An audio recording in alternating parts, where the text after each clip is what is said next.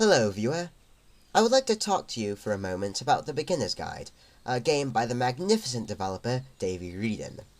I just finished it, so do forgive the rather sloppy quality of this video.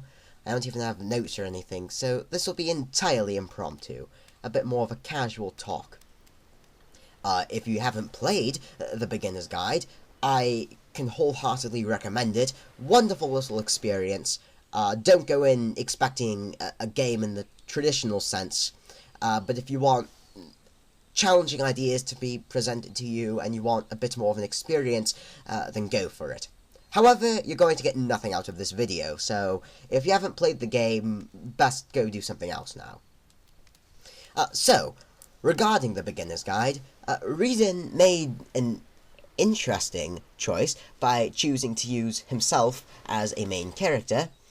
Himself, I should say, is in massive quotation marks, because I think there needs to be a distinction made between the character of Wreden, that is to say, the one who does all the voicing in the game, and the real-life Davey Wreden, who, made The Beginner's Guide and made the Stanley Parable. Because the in-game Wreden is, as I'm sure you know, a bit of a jerk. A sympathetic jerk, perhaps, but a jerk nonetheless. Now, there seem to be two main ways to interpret this. That this game is non-fiction, meaning Wreden is a bumbling idiot who couldn't figure out he was the villain in his own game, or that this was a well-crafted narrative, meant to portray a message about the relationship between an artist and their audience. Given that Wreden was also the developer of the most wonderful of games, the Stanley Parable, I think the latter is a bit more likely. However, it seems that not all agree with me.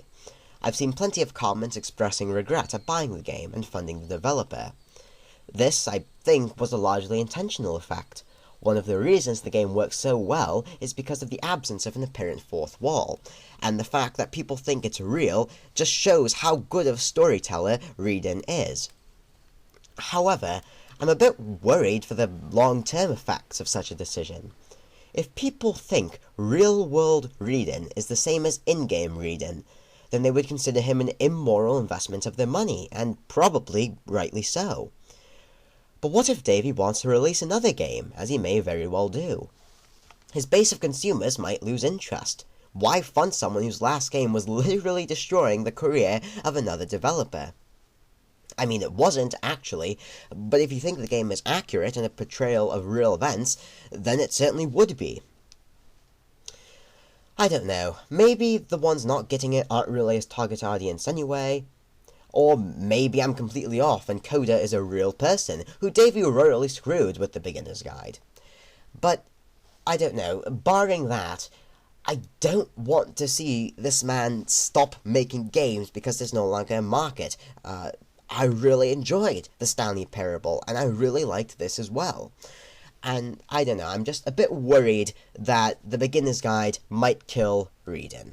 That people will think that he actually did do these things when he didn't, and no one will buy his stuff anymore, and he'll have to vanish into obscurity, which wouldn't be good for anyone.